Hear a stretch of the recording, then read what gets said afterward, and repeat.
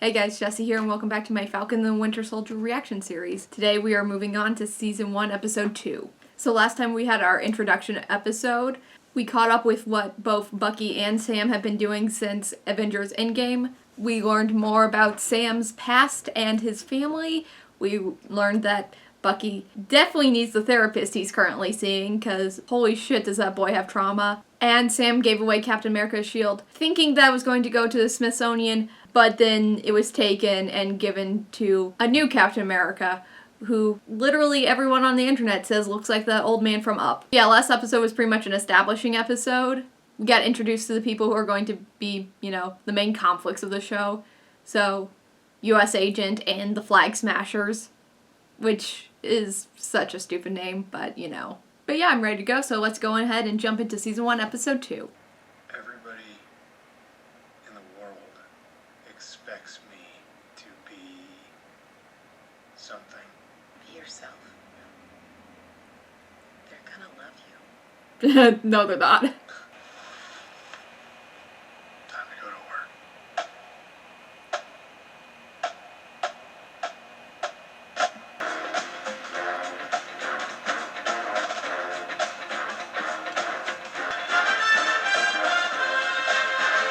Oh my god, is this a rendition of Star-Spangled Man with a Plan? It is! It's like a reversal of that scene in First Avenger when he's selling bonds.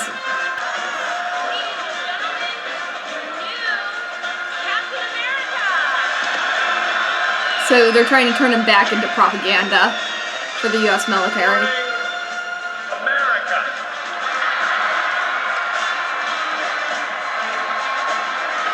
He does not fill out that suit as well as Chris Evans did. I got big shoes to fill.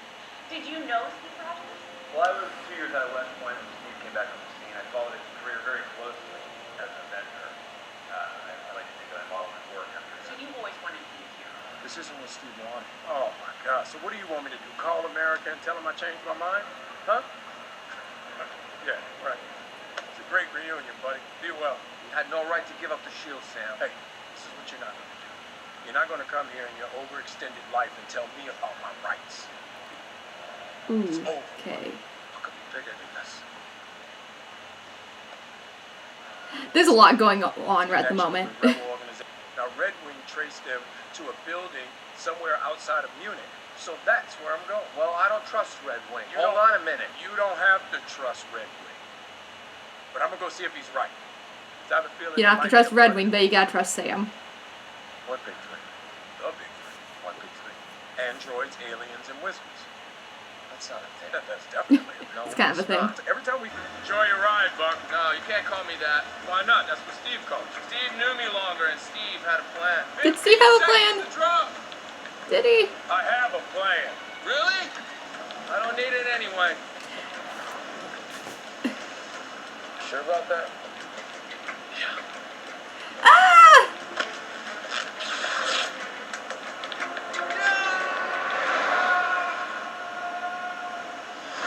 Super soldiers. I mean, you're not dead. Congratulations. There's an 8th person. I think they have a hostage. Oh. I just love to see how just Bucky goes zooming.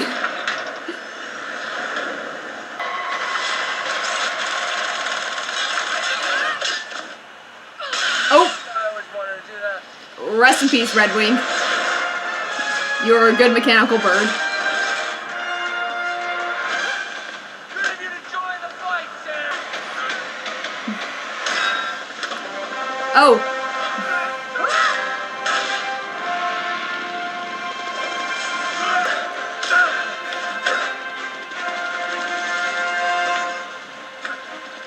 Don't like you.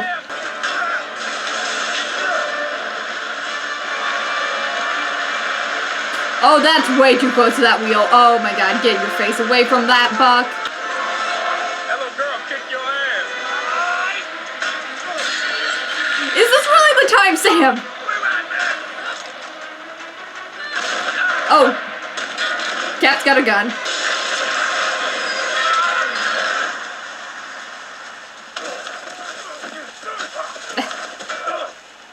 Could've used that shield. Get off of me! That didn't go as planned, huh?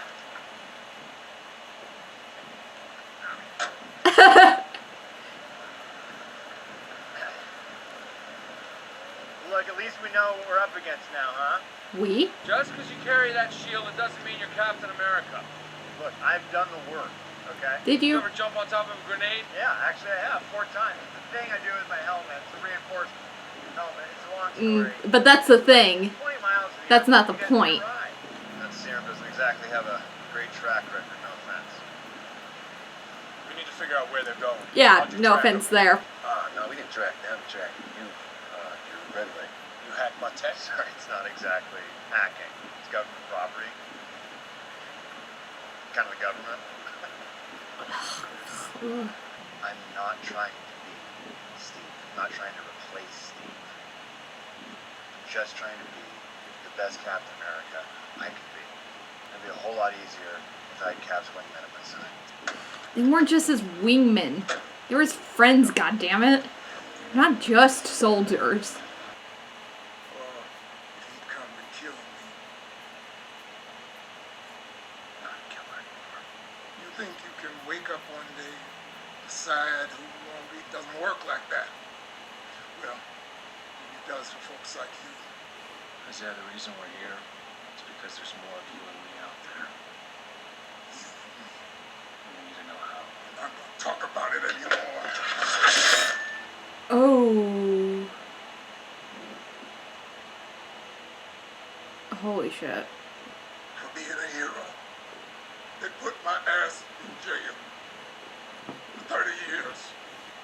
Taking my blood, coming into my cell. Even your people weren't done with me. I say it. Get out of my house! Oh, goddamn. Jesus Christ. Steve didn't know about him? He didn't. I didn't tell him. So you're telling me that there was a black super soldier decades ago and nobody knew about it? Oh, no. Oh, fuck.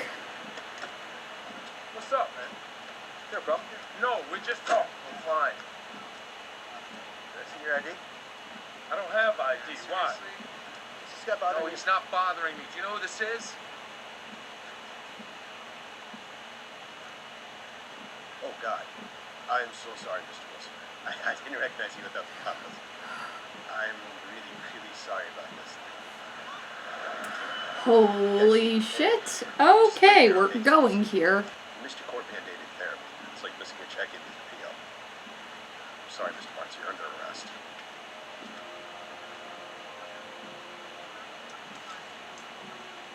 Man, why the fuck is this show just sad? I'm just sad now. Sam, I've heard a lot about you. I'm Dr. Rayner, James' therapist. So nice to meet you. Thank you for getting it out. That was not. Nina! Great to see you. Oh, fuck this guy. He's too valuable of an asset to have tied up, so just do whatever you gotta do with him and send him off. I don't like the fact that he referred to him as an asset. You too, Wilson. That just brings me back to Hydra. James, what is something you would like to see that would make your life better? In my miracle, he would talk less. Exactly what I was going to say. Isn't that ironic? You guys are leaving me with no choice. It's time for the soul gazing exercise. I like this one. I love this. Yeah. They are like an old married couple. You should really. You have to have your legs open. You know what?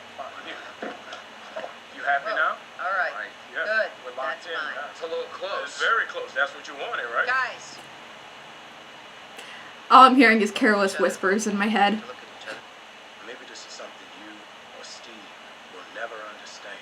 But can you accept that I did what I thought was right? I will squash it right now. We gonna deal with that. And when we're done, we both can go on separate long vacations and never see each other again. Like that? Great. Well, let's get to work. Well, I feel better.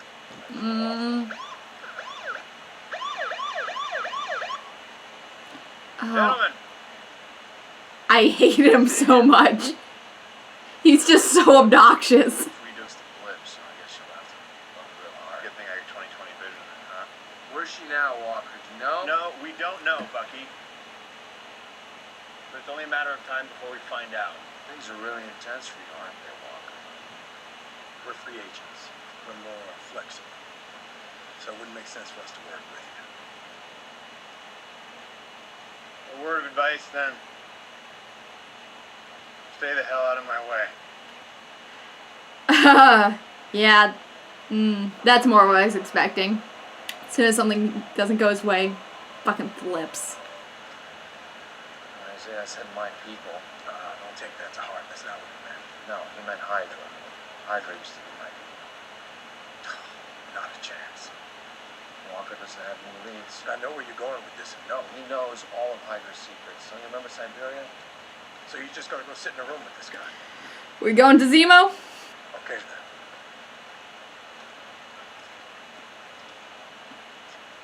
We're gonna go see Zemo. Oh, of course, it's the classical music. God damn it. Can't have Zemo without over-dramatic classical music, I guess.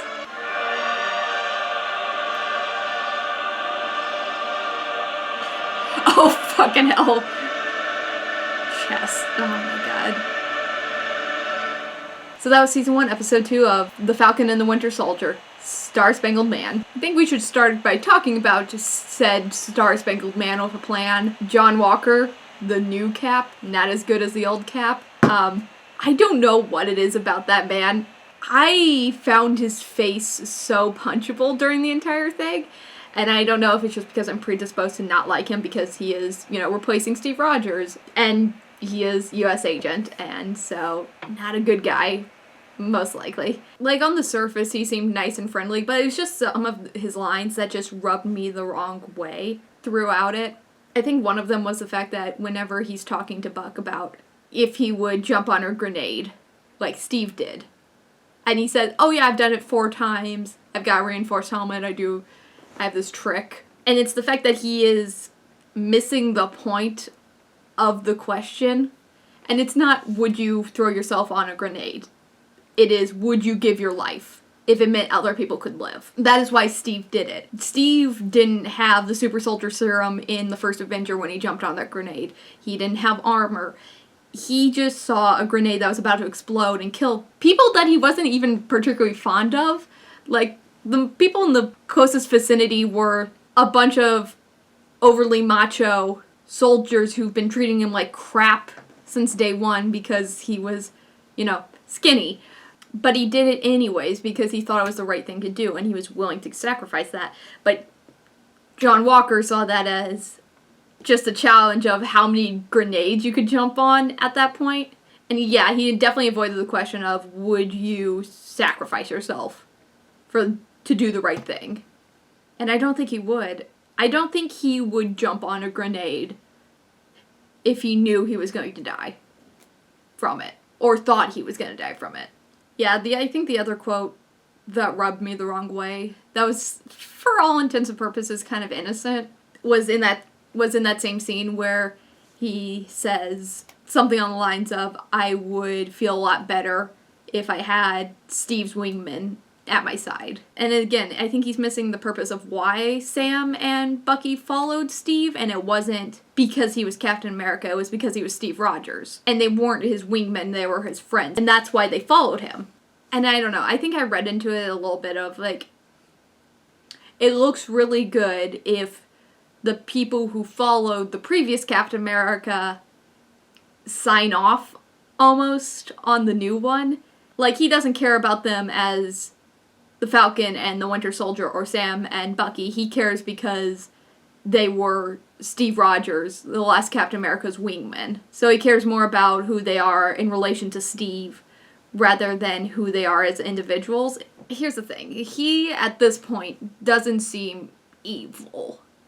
He, however, feels like the kind of man that would have been chosen to be Captain America if Dr. Erskine wasn't the one in charge of picking who became Captain America. Because in that first Captain America movie, when he's sitting Steve down the night before the procedure's about to happen, He talks about the super soldier serum and how it enhances everything in that person.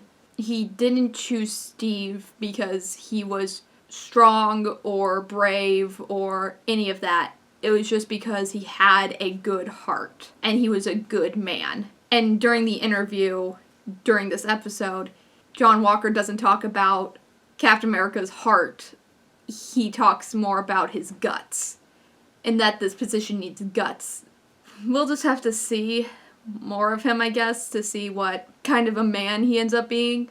But I feel like that last line really solidified it to me, is that he doesn't care about the mission as much. Because when they said, oh, we'll work on our own, we're independent agents, it's easier this way, he got aggressive real quick. So it makes me think that he doesn't care what's best for the mission and what's best for the plan as a whole. He wanted Sam and Bucky on his side because it's good for his image. And the fact that these early days are going to determine how people see him as the next Captain America. So he needs to be the hero in this situation. He needs to be the one who takes down the bad guys and saves the day.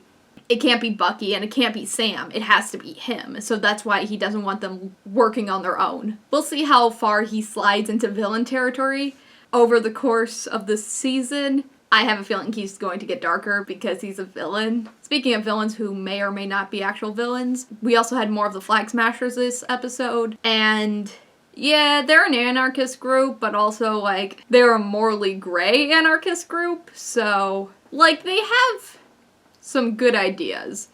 And they're trying to help people, but they're also screwing over other people in the process. From what I can tell about their manifesto or whatever, is that they're mad that after everyone came back, the governments, like the world governments, started focusing resources to try to help the people who just came back after being disintegrated for 5 years. Which they should. You were disintegrated for 5 years. You need help. So what it seems like they're doing is that they're stealing resources from the places that send them off to help people who were blipped. And they're stealing that and giving it to other needy people, which I think is kind of dumb. Because they're like, oh, one world, one people. But it's not. Because you don't give a shit about half of the population of the world. Like, I'm glad you think that existence was better during the blip. But also, you didn't cease to exist for 5 years, so you know what. And if that is their plan, and if that is what they believe in, I don't think they're evil. I do think they're morally wrong, though. But I did feel kind of weird during that one scene where the one man stayed behind to give everyone else a time to leave. And he's just completely and utterly gunned down by 20 armed soldiers. And I don't know who's controlling them. But they looked like US military, so I wouldn't be surprised if they are connected to the US agent in some way. But yeah, there's a lot of mystery aspects around the Flag Smashers, like where they're getting super soldier serum from. And they're hinting at the fact that Hydra had leftover super soldier serum that they were experimenting on people throughout the last couple decades. And we knew that, kind of, because in Civil War, there were multiple Winter Soldiers, not just Bucky. All of those were destroyed by Zemo. And Zemo's in prison right now, so he's not facilitating any of the Flag Smashers. And I think the only other super soldier serum would probably... I mean, the US military had Steve's blood. I think in Agent Carter, though, that got destroyed. Like, she dumped that into a river, so unless the US military has any more, but I don't understand why the Flag Smashers would have that. So unless the US military is now arming foreign rebels with super soldier serum under the table, I don't think it's coming from them. But talking with Zemo is going to be a bad idea. Mostly because I've seen the trailers and I know he gets out, so if he gets out because Sam and Bucky let him out, I'm gonna be mad. Sam and Bucky really need to talk, though. Like, have a real sit-down conversation. Because they're both dealing with a lot at the moment. It's hard to tell what Sam and Bucky actually feel about each other, and what is just tied up in their feelings for Steve. Because I feel like Sam and Bucky both remind each other of Steve because of their close connection to him. Because Bucky sees Sam giving up the shield and seeing that as a portrayal of Steve, because Sam was the man that Steve chose to be the next Captain America, and he kind of, in Bucky's mind, threw that away. And that's a disservice and kind of just a fuck you to Steve, at least to him.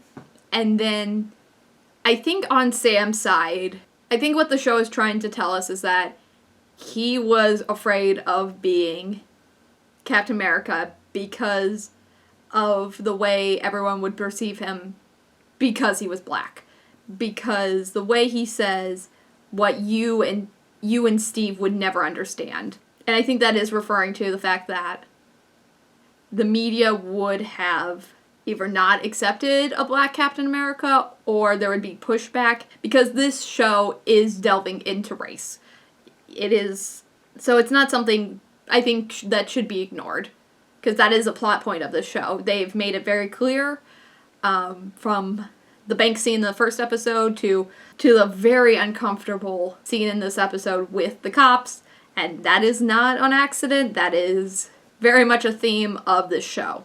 I think it's interesting that they're deciding to dive into this because I don't think this was something that they would have dived into or mentioned in a Marvel movie.